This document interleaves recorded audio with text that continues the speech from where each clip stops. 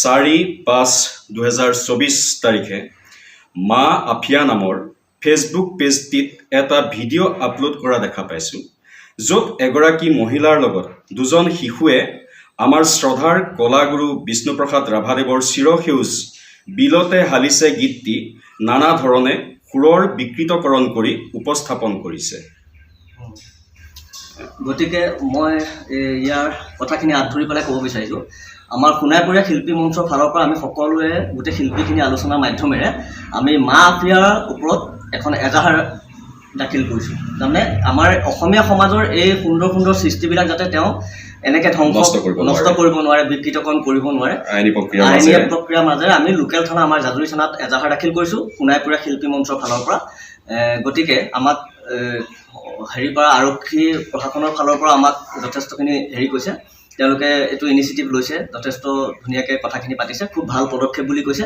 গতিকে আমি এই মাধ্যমৰ জৰিয়তে আমি সকীয়াই দিব বিচাৰিছোঁ যে আমাৰ ভূপেন হাজৰিকাদেৱৰ গীত হওক, জ্যোতিপ্ৰসাদ আগৰৱালাদেৱৰ গীত হওক, বিষ্ণুপ্ৰসাদ ৰাভাদেৱৰ গীত হওক বা গুৰুজনাৰ বৰগীতসমূহ হওক, কোনেও যাতে বিকৃতকৰণ কৰিবলৈ সাহস নকৰে।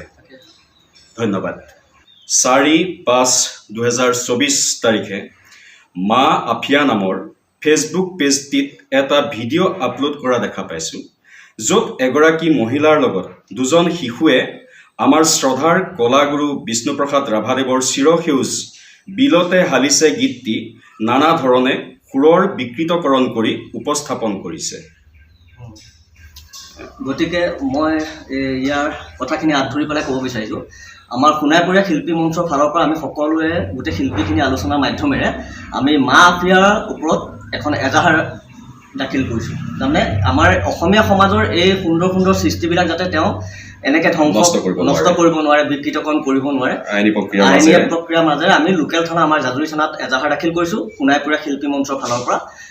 গতিকে আমাক পৰা আৰক্ষী প্ৰশাসনৰ ফালৰ পৰা আমাক যথেষ্টখিনি কৈছে, তেওঁলোকে এইটো ইনিচিয়েটিভ লৈছে, যথেষ্ট ধুনীয়াকৈ কথাখিনি পাতিছে, খুব ভাল পদক্ষেপ বুলি কৈছে।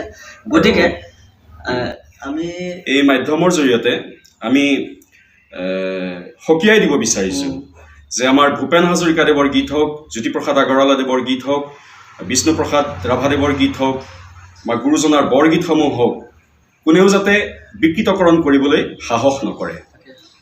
ধন্যবাদ।